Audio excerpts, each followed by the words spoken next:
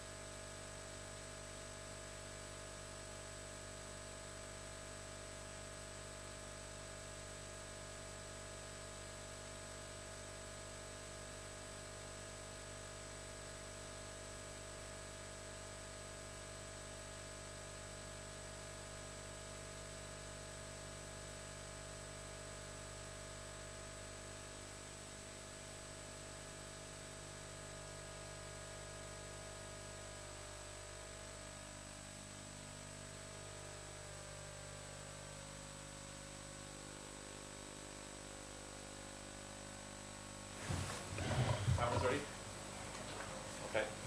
Who'd like to ask first question? Jason, you just said a few minutes ago that things are well since you lost 4-1 to South Africa. What exactly are the key problems? Well, we've just been obviously inconsistent from the tour to South Africa into this World Cup. You know, we've had some good games, we've had some bad games, you know, but we've never been really consistent going forward. So I think going forward, we just need to be a lot more consistent at the moment.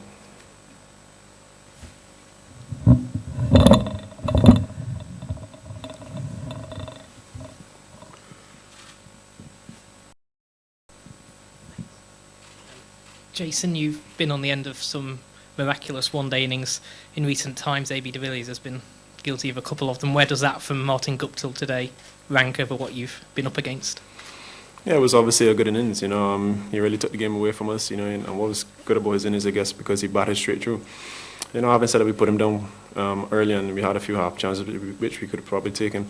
You know, that's cricket, but I think we just need to respond a little bit well when we bowl in death. We didn't really land our Yorkers, and you know that we paid for it today. Jason, yesterday you had said you'd come out and fight fire with fire when against New Zealand today, but in that first over of the game, the first ball, you and Suleiman were a bit slow chasing that boundary, and then Samuels dropped a catch at square leg. How hard was it to come back from that, to pick the team up from that? You know, boundaries are going to score in cricket, you know, and you said we look a little flat when we started. I didn't think we were flat when we started, you know, it was obviously a quick outfield and we chased the ball down to the boundary, you know. We didn't catch it, you know, that was cricket, you know. At the end of the day, I just think we were just, as I said before, we were a little inconsistent when we bowled, you know, with our lengths up front. I thought we were a little too full, and then obviously coming in back end, we didn't land our Yorkers, you know, that's just it. I don't think we need to overanalyze things. At this present time, we just need to, you know, stick to the 1 or 2 1%ers, as we would say in our team, and just get them right.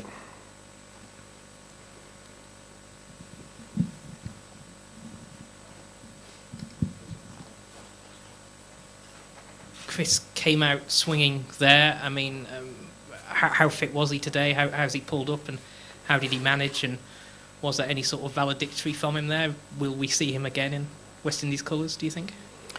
You know, Chris has been the same way he was for the last few years. You know, Chris has never been one of the players around. You know, he's quite, you know, slow, and that's Chris. You know, I think today he was in the field and just tweaked his groin a little bit, but that was just, you know, an unfortunate stage of the game for us. You know, we needed him to come out and be very aggressive. You know, we were chasing 394, so we just couldn't just lay over and, you know, play dead. You know, credit to him for the way he played. You know, I can't speak on his future. At the end of the day, that's up to Chris. Jason, looking from outside, it looked that you looked a bit lost as a skipper in the field in terms of the field settings. There were sometimes Sammy would say something, sometimes Ben would say something. What was happening in the field in terms of field settings and other things? You know, when we play cricket, you know, we always ask for input from our players. You know, Sammy is obviously also a senior player, so we always try to get input from everybody and just try to get the best fields, you know, suited for the, you know, right batsman and at the particular stage of the game. You know, the ball was going all over the place at one stage, and, you know, when people are set on good pitches, it's difficult to contain them. You know, just one of those days where we, as I said before, we didn't execute our Yorkers, and, you know, we paid for it. Jason, West Indies don't have a lot of one-days anymore. You now focus against West Indies versus England. How are you looking forward now to switch your attention to Test cricket? We've been on the road for 4 months now, and it's been a long time away from home. The guys have put their bodies on the line, you know, for the last 4 months, and we've been away from our families for 4 months. So I think the first thing to do is just refresh a bit at home. We just have a few days at home before we head into the training camp before the England series. I think that break will be well deserved, and, you know, it will refresh, come back strong against England, and obviously it will be a good test series against them. And we don't have to one-day cricket until probably the end of the year against Sri Lanka. So we have some time to, you know, make some changes or try to fix problems that we have. Jason, how hard was it to find the right lengths today, and also to be able to sustain or to stem the momentum of New Zealand? It just seemed like that was quite powerful. Yeah, I mean, the ideal length on the pitch, obviously, if you were too short, the ball just sat up.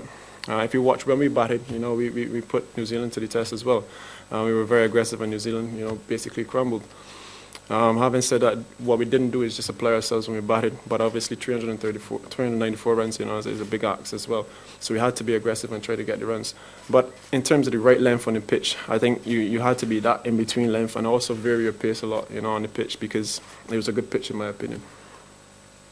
Jason, you've got a new coach coming in. Will you meet with him, and what will you say in terms of a debrief from the World Cup as you look ahead with the West Indies?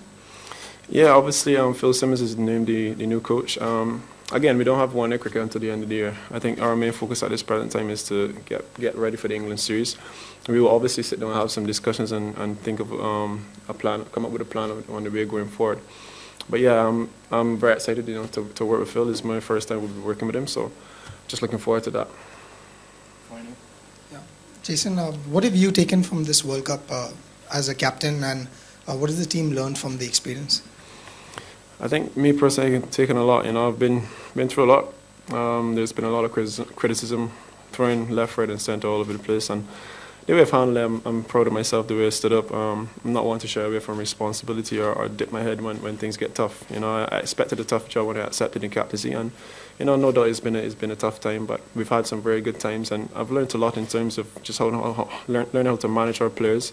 And just trying to get the best out of our players. It's been a challenge, yes, but one that I truly enjoyed. Thank you, ladies and gentlemen. Appreciate it. That's lovely. All the best to everybody. Thanks for everything.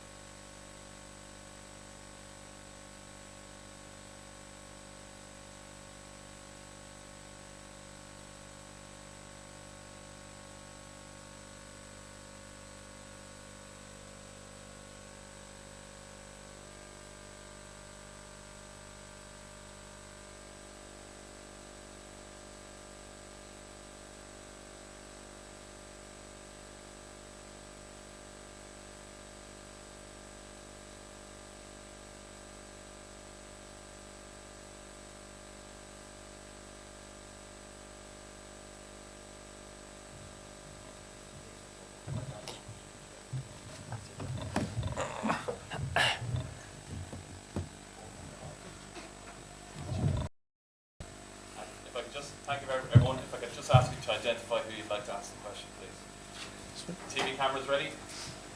Thank you. Let's start.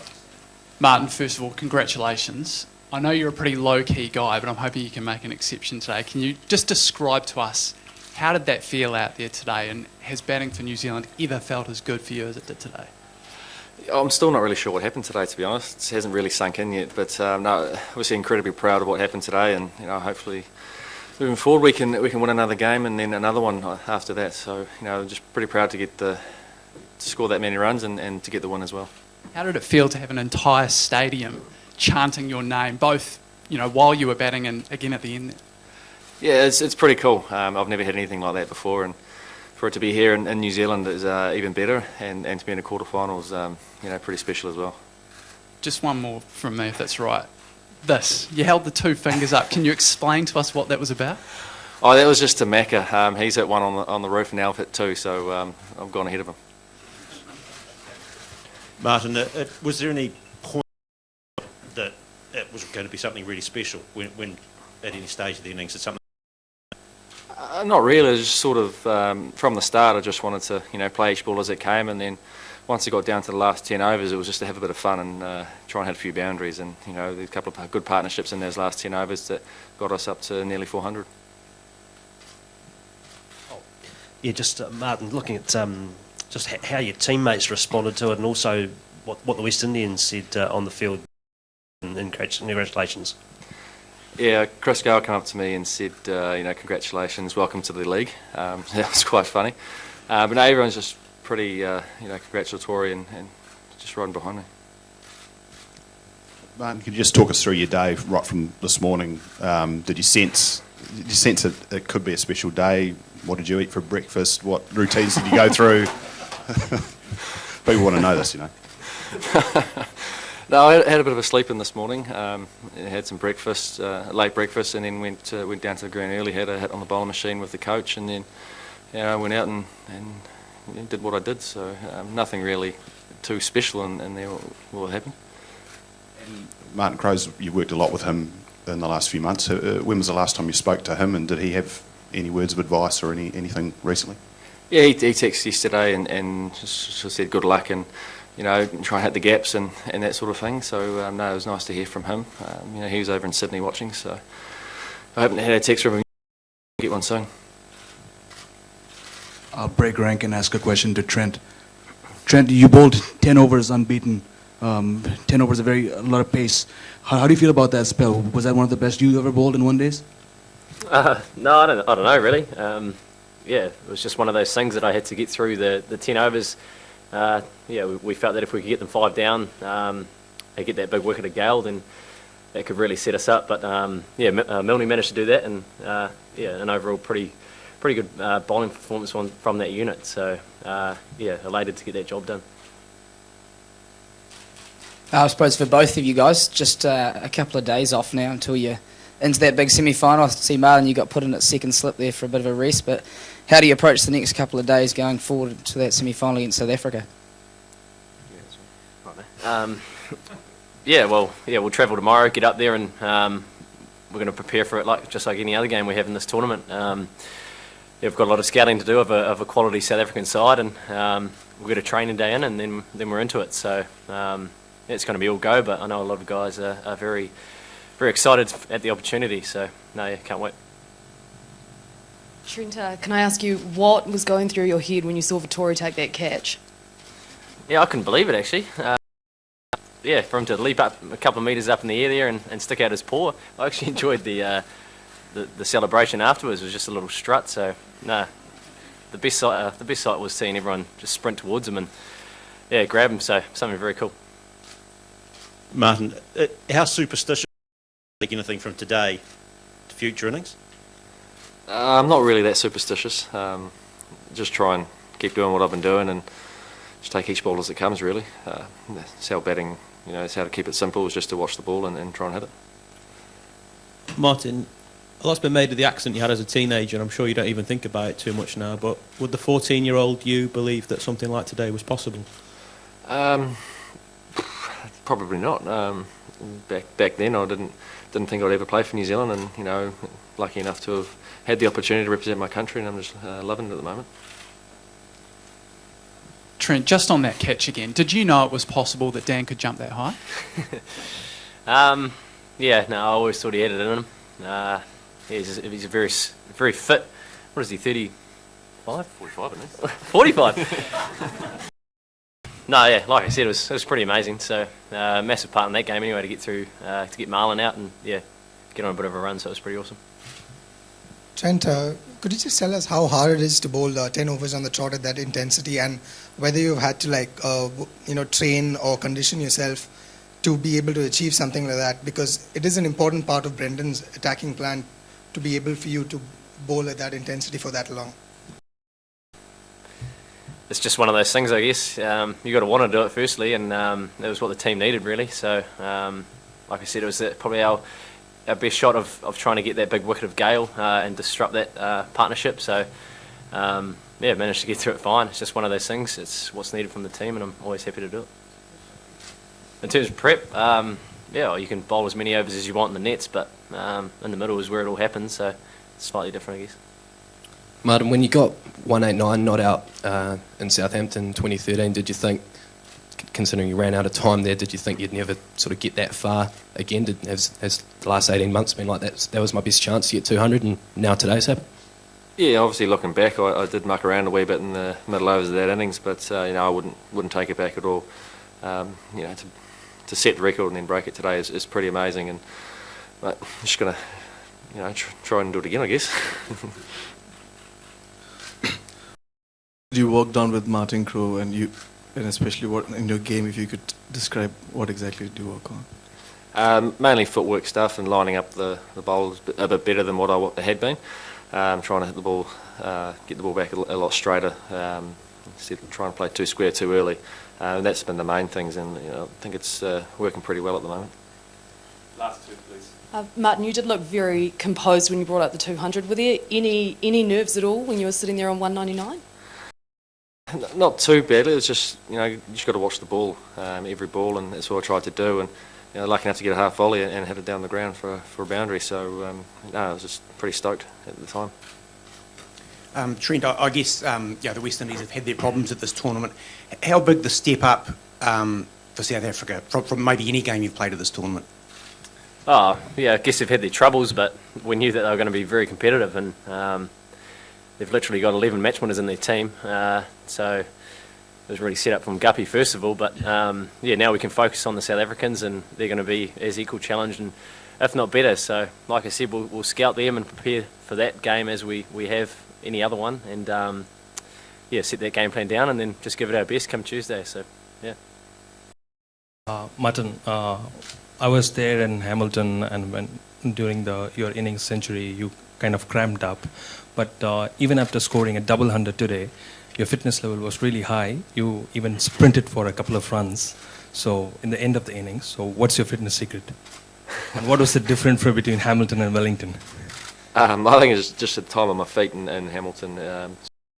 Kept me in good stead. They're both very heavy grounds, both sand-based outfields, and they can be quite tough to stay on your feet for that long. But once I got those overs under my belt in Hamilton, I think it put me in good stead for today. Thanks, ladies and gents. Thank you.